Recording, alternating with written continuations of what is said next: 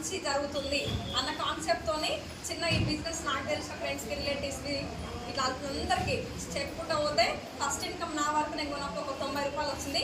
ఇప్పుడు last month highest income 82,460.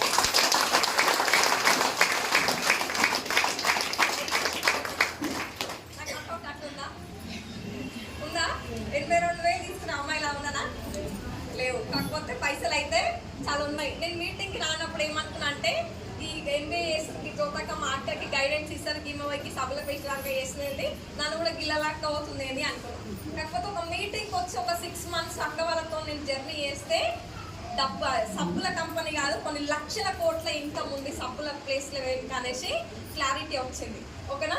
మీకు మేము ఇంటికి వచ్చి చెప్తే చిన్నగా కనిపిస్తా పెద్దగా కనిపిస్తా చీప్గా చూస్తాం మమ్మల్ని ఒక్కొక్కరు. అవునా కదా?